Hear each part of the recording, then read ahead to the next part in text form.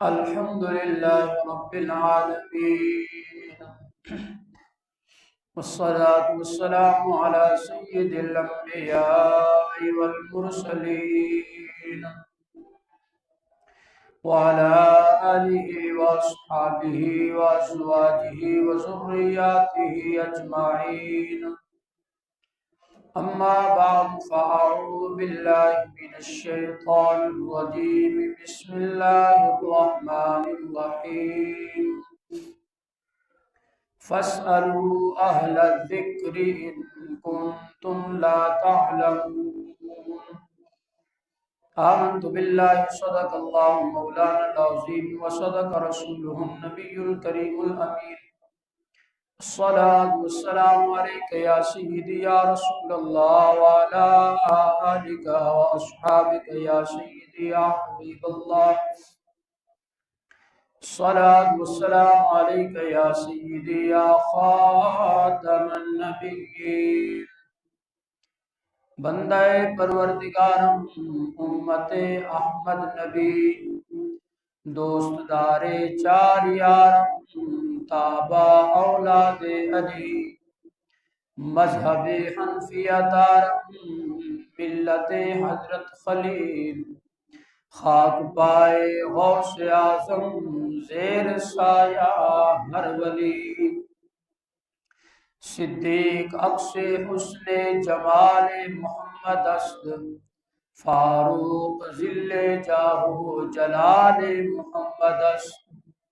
عثمان ضیاء شمع جمال محمد است، حیدر بہار باغ خصال محمد است. محترم، ماہ شعبان معظم جاری و ساری ہے. آج ماہ شعبان معظم کی 3 تاریخ ہے. شعبان معظم کی 2 تاریخ کو ہمارے امام الائمہ سراج الامہ امام اعظم ابو حنیفہ نعمان بن ثابت رضی اللہ تعالی عنہ آپ کے عرس مبارک کا دن ہے. تو انشاءاللہ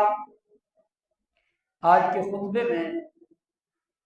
ہم سیدی امام اعظم ابو حنیفہ رضی اللہ تعالی عنہ آپ کی سیرت کے حوالے سے چند ایک پہلو سماعت کرتے ہیں. تو سیدی امام اعظم ابو حنیفہ رضی اللہ تعالی عنہ آپ کا نام نعمان ہے، آپ کے والد کا نام ثابت ہے، کنیت آپ کی ابو حنیفہ ہے، اور امام اعظم امام الائمہ سراج الامہ یہ آپ کے القابات میں سے ہیں. سیدی امام اعظم ابو حنیفہ 80 ہجری میں عراق کے ایک شہر کوفہ میں پیدا ہوئے، اور آپ کے متعلق آتا ہے کہ آپ کے والد اور آپ کے دادا کو حضرت سیدنا علی مرتضیٰ شیر خدا رضی اللہ تعالیٰ عنہ نے بڑی دعاؤں سے نوازا، اور آپ کے والد کو سیدی مولا علی شیر خدا رضی اللہ تعالیٰ عنہ نے دعاؤں سے نوازتے ہوئے آپ کے بیٹے کی آمد کی خوشخبری دی، یعنی امام اعظم ابو حنیفہ کی ولادت کے حوالے سے. اور اسی طرح امام اعظم ابو حنیفہ کے متعلق گویا کہ میرے کریم آقا علیہ السلام کا فرمان ہے. سیدنا ابو ہریرہ رضی اللہ عنہ سے روایت ہے کہ سرکار علیہ السلام نے ارشاد فرمایا، اگر علم اور دین و ایمان ثریا ستارے پر بھی پہنچ جائے تو اہل فارس میں سے کچھ لوگ جو ہے وہاں سے اس علم کو اتار لائیں گے. تو اس کے بعد وہ ہمارے بزرگان دین فرماتے ہیں کہ اس سے مراد حضرت سیدنا امام اعظم ابو حنیفہ رضی اللہ تعالیٰ عنہ ہے. اس لیے کہ اہل فارس کے فارسیوں نسل جو ہے وہ سیدی امام اعظم ابو حنیفہ رب ذوالجلال نے آپ کو یہ مقام اور یہ مرتبہ عطا فرمایا۔ پھر امام اعظم ابو حنیفہ رضی اللہ تعالی عنہ اگر آپ کے علوم و فنون کے حوالے سے بات کرتے ہیں تو امام اعظم ابو حنیفہ رضی اللہ تعالی عنہ وہ شخصیت ہیں کہ جنہوں نے 4000 اساتذہ کرام سے علم حاصل کیا۔ 4000 اساتذہ سے علم حاصل کرنے والی شخصیت کا نام امام اعظم ابو حنیفہ ہے۔ اور اسی طرح حضرت سیدی داتا گنج بخش علی حجویری رحمۃ اللہ علیہ آپ فرماتے ہیں کہ امام اعظم ابو حنیفہ رضی اللہ تعالیٰ عنہ لوگوں سے جدا ہو کر دور دراز علاقے میں خلوت نشینی اختیار کر لی تھی، آپ نے دور چلے گئے تو نبی پاک صاحب الاولاق صلی اللہ تعالی علیہ وآلہ وسلم امام اعظم ابو حنیفہ کے خواب میں تشریف لائے اور فرمایا کریم آقا علیہ الصلوۃ والسلام نے کہ اے ابو حنیفہ گوشہ نشینی مت اختیار کرو، اس لیے کہ اللہ تبارک و تعالی نے تمہیں میری سنت کو زندہ کرنے کے لیے پیدا فرمایا ہے۔ گویا کہ پھر امام اعظم ابو حنیفہ رضی اللہ تعالی عنہ میدان عمل میں آتے ہیں، علوم و فنون، پھر اس کے بعد آپ نے جو فقہ کو ترتیب دیا، یقیناً یہ رب ذوالجلال کا بہت بڑا احسان عظیم ہے سیدی امام اعظم ابو حنیفہ رضی اللہ تعالیٰ عنہ پر کہ رب ذوالجلال نے آپ کو شان مجتہدیت جو ہے رب ذوالجلال نے عطا فرمائی ہے۔ آپ اپنے وقت کے مجتہد ہیں اور آپ نے قرآن و سنت سے وہ عظیم مسائل منتخب فرمائے اور ان کو وہاں سے استخراج کیا مسائل کا، اور ان مسائل کا استخراج کر کے امت مصطفیٰ صلی اللہ تعالی علیہ وآلہ وسلم پر پیش فرمائے۔ تو آج دیکھیں 4 ائمہ ہیں جو کہ مجتہدین ہیں، امام مالک، امام اعظم ابو حنیفہ، امام احمد بن حنبل اور امام شافعی علیہم الرحمہ۔ ان 4 ائمہ میں سب سے بڑا نام اور اس وقت پوری دنیا میں سب سے زیادہ جس امام کو ماننے والے ہیں وہ سیدنا امام اعظم ابو حنیفہ رضی اللہ تعالیٰ عنہ ہیں۔ کائنات میں سب سے زیادہ جو ہے وہ سیدی امام اعظم ابو حنیفہ رضی اللہ تعالیٰ عنہ کی فقہ کو فالو کیا جاتا ہے۔ امام اعظم ابو حنیفہ رضی اللہ تعالیٰ عنہ آپ کے اساتذہ میں صحابہ کرام علیہم رضوان بھی ہیں، اور آپ کے اساتذہ میں اہل بیت کے چشم و چراغ بھی ہیں، بالخصوص حضرت سیدنا امام جعفر صادق رضی اللہ تعالی عنہ جو ہے یہ امام اعظم ابو حنیفہ رضی اللہ تعالی عنہ کے استاد محترم ہیں۔ تو اب دیکھیے کہ جس شخصیت نے سیدنا امام جعفر صادق رضی اللہ تعالی عنہ سے علم حاصل کیا ہو، پھر جس شخصیت نے صحابہ کرام علیہم رضوان سے علم حاصل کیا ہو، تو یقیناً رب ذوالجلال نے اس شخصیت کو بہت بڑا انعام اور اکرام عطا فرمایا۔ امام اعظم ابو حنیفہ رضی اللہ عنہ کے جو فقہ ہے، فقہ حنفی جو ہے، یہ کوئی مت سوچے کہ امام اعظم ابو حنیفہ رضی اللہ عنہ جو ہے وہ تنہا بیٹھ کر انہوں نے مسائل کا استخراج کیا اور امت پر پیش کر دیا، ایسا نہیں ہے،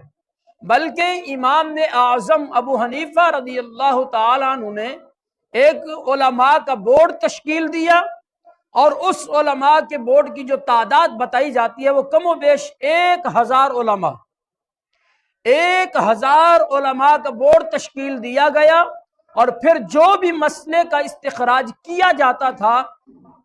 اس بورڈ کے سامنے پیش کیا جاتا، وہ 1000 علماء جب اس پر اتفاق کرتے تھے پھر اس کے اوپر جو ہے وہ گویا کہ عمل درآمد کیا جاتا تھا۔ تو اب دیکھیے کہ 1000 علماء کرام کی نگرانی میں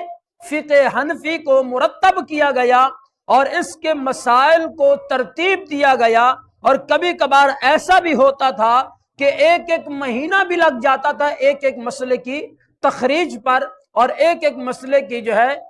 اس کی جان پہچان پر، اس کی چھان بین پر جو ہے وہ ایک ایک مہینہ بھی لگ جاتا تھا۔ لیکن اس کی مین وجہ کیا تھی؟ وجہ فقط یہی تھی کہ امت مصطفیٰ صلی اللہ تعالی علیہ وآلہ وسلم تک جو ہے جو پیغام پہنچے، جو مسائل کی نوعیت پہنچے، وہ وہی پہنچے جو رسول اللہ صلی اللہ تعالی وسلم کے عمل مبارک کے عین مطابق ہو۔ تو سیدی امام اعظم ابو حنیفہ رضی اللہ تعالیٰ عنہ نے یہ سارے معاملات سر انجام دیے۔ پھر امام اعظم ابو حنیفہ رضی اللہ تعالیٰ عنہ، اگر آپ کی شخصیت کی بات کی جائے اور آپ کے شاگردوں کی بات کی جائے تو شاگردوں کی تعداد بھی کثیر سے کثیر تر ہے، اور یہاں تک کہ آپ دیکھیے کہ جو نظام عدل ہمارے درمیان موجود ہے، کہ اس نظام عدل جو اسلامی نظام عدل ہے، اس کی بنیاد رکھنے والے اور اس کے مسائل کے استنباط و استخراج اور اس قاضی القضاء کے منصب پر فائز ہونے والی جو شخصیت ہے وہ حضرت سیدنا امام ابو یوسف رحمۃ اللہ علیہ کی ذات ہیں۔ تو یہ سیدی امام ابو یوسف رحمۃ اللہ علیہ بھی امام اعظم کے شاگرد ہیں۔ امام ابو یوسف رحمۃ اللہ علیہ یہ وہ شاگرد ہیں جن کو امام اعظم ابو حنیفہ رضی اللہ عنہ نے خود اپنے خرچے سے ان کو علم دین پڑھایا، اور جو کچھ ان کا اخراجات ہوئے اور ان کے گھر والوں کے جو اخراجات ہوئے وہ امام اعظم ابو حنیفہ نے خود اٹھائے، اور امام ابو یوسف کو گویا کہ دین متین کا عالم بنایا۔ اور اسی طرح امام بخاری رحمۃ اللہ علیہ ہوں، یا امام احمد بن حنبل ہوں، امام شافعی ہوں، امام محمد ہوں، اور اس کے علاوہ دیگر ایسی شخصیات ہیں کہ جن کو پڑھانے والے امام اعظم ابو حنیفہ ہیں، اور یہ سارے کے سارے امام اعظم کے شاگردوں میں آتے ہیں۔ اور اسی طرح اس وقت پوری دنیا میں قرآن مجید فرقان حمید سے کے بعد جو ہے جو سب سے بڑا مقام و مرتبہ جس کتاب کو حاصل ہے وہ ہے بخاری شریف۔ تو یہ بخاری شریف یہ وہ عظیم کتاب ہے کہ جس کو امام بخاری رحمت اللہ علیہ نے تحریر فرمایا۔ امام بخاری رحمت اللہ علیہ نے اس کے اندر صحیح احادیث کریمہ کی کم و بیش 4000 کی تعداد بخاری کے اندر امام بخاری نے لکھی۔ تو امام بخاری کون ہے؟ امام بخاری بھی امام اعظم کے شاگردوں میں آتے ہیں۔ امام بخاری بھی امام اعظم ابو حنیفہ کے شاگردوں میں آتے ہیں، اور کم و بیش 1,00,000 حدیثیں امام بخاری کو یاد تھی۔ اگر بات کی جائے امام اعظم ابو حنیفہ رضی اللہ عنہ کی، تو امام اعظم ابو حنیفہ رضی اللہ عنہ وہ شخصیت ہیں کہ جن کو کم و بیش 6,00,000 احادیث کریمہ یاد تھی۔ 6,00,000 احادیث کریمہ کہ حافظ ہیں امام اعظم ابو حنیفہ رضی اللہ تعالیٰ عنہ۔ آج تو کچھ لوگ کہتے ہیں جی وہ امام اعظم کو 6 حدیثیں یاد نہیں تھی تو ان کو امام اعظم بنا دیا۔ میں نے کہا جو یہ اعتراض کرنے والے ان کو خود پتہ نہیں ہے کہ حدیث ہوتی کیا ہے، ان کو یہ پتہ نہیں ہے کہ حدیث ہوتی کیا ہے، ان کو حدیثوں کے کتابوں کے نام پڑھنے تک نہیں آتے، لیکن وہ بات کرتے ہیں امام اعظم ابو حنیفہ کی۔ تو امام اعظم ابو حنیفہ رضی اللہ تعالیٰ عنہ کوئی عام شخصیت نہیں ہے،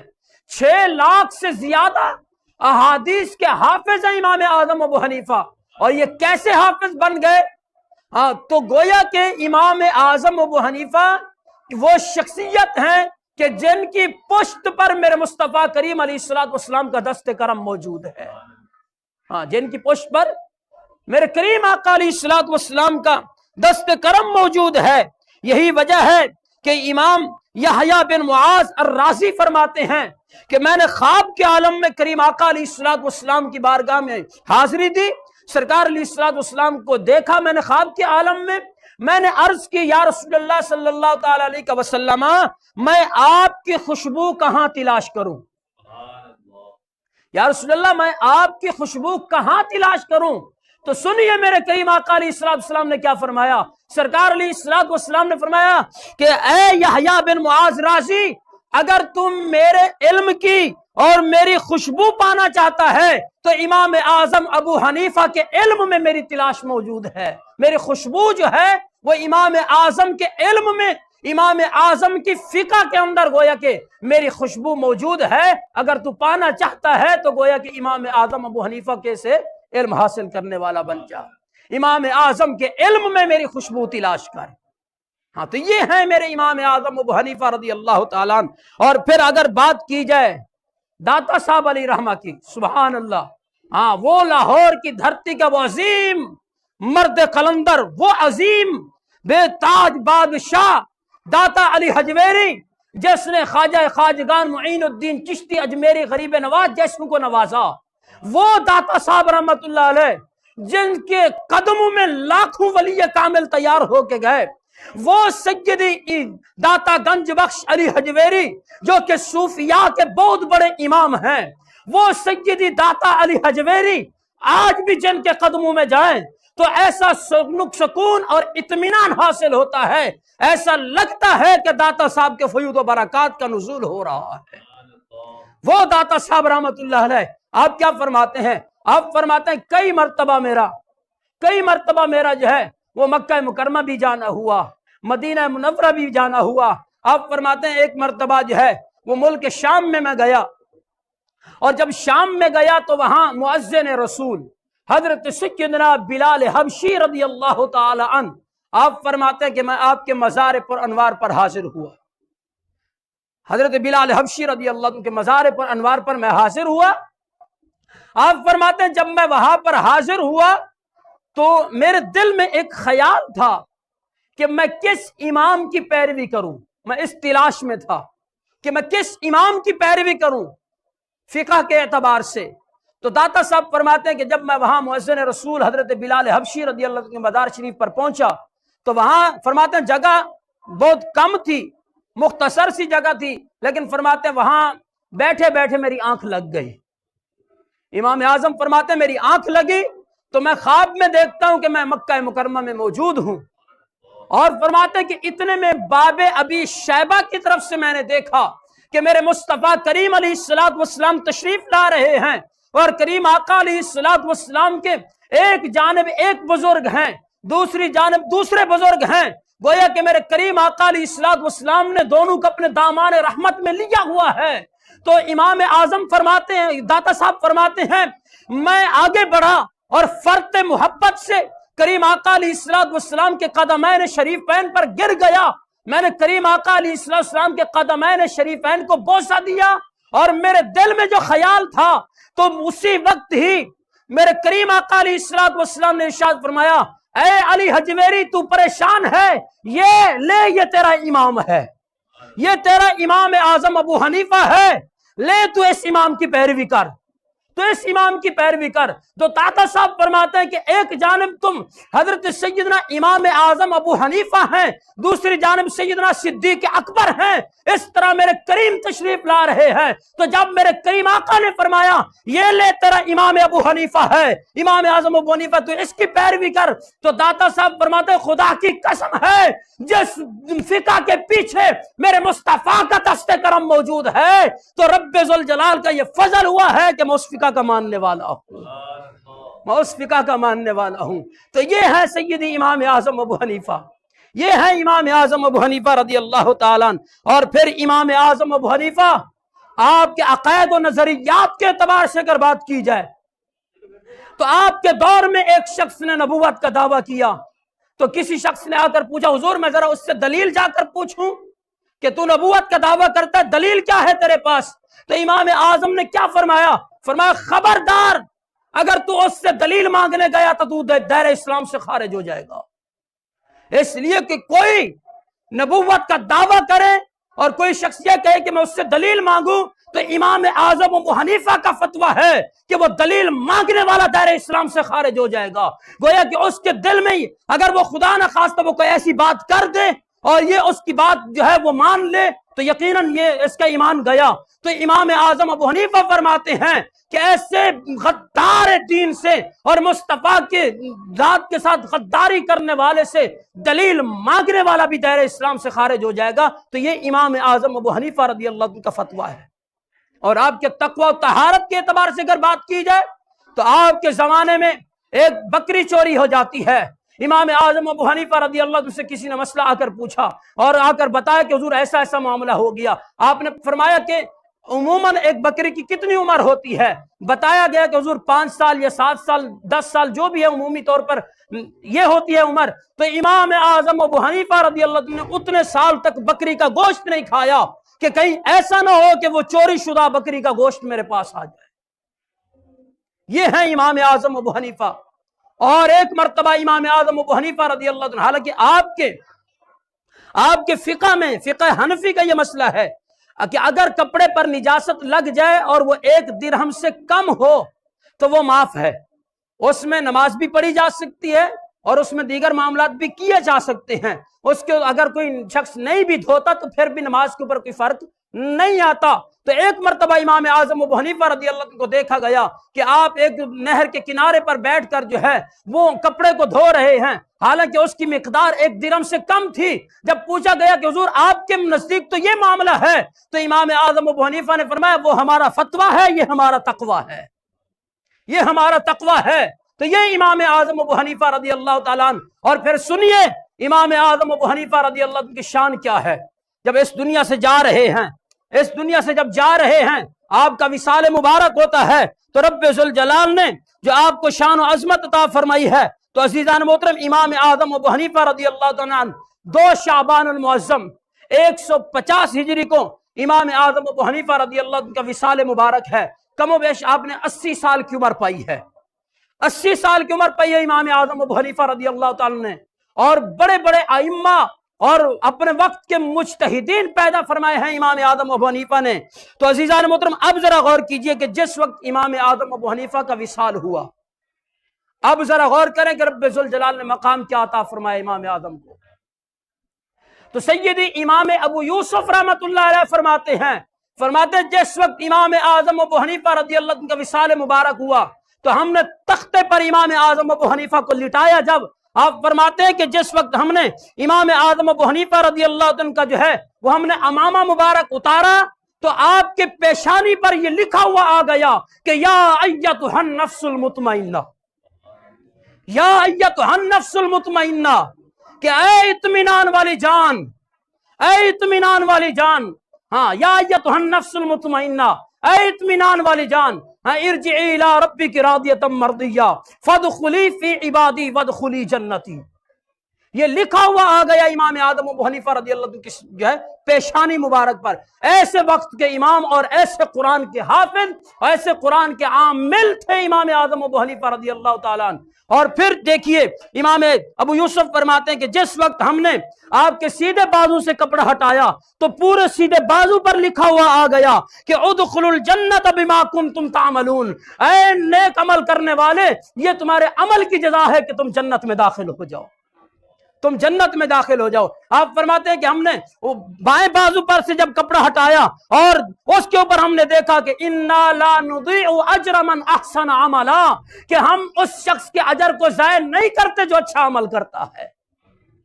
اس شخص کے عمل کو ہم ضائع نہیں کرتے جو اچھا عمل کرتا ہے۔ تو یہ امام اعظم ابو حنیفہ کے الٹے بازو پر لکھا ہوا آ گیا۔ اور پھر فرماتے ہیں کہ جب ہم نے سینہ مبارکہ سے آپ کا کپڑا ہٹایا اور غسل دینے کے لیے جب سینے سے کپڑا ہٹایا تو پورے سینے پر جو ہے نا پوری چھاتی پر لکھا ہوا آ گیا یبشرہم ربہم برحمت منہ ورضوان وجنات لہم فیہا نعیم مقیم۔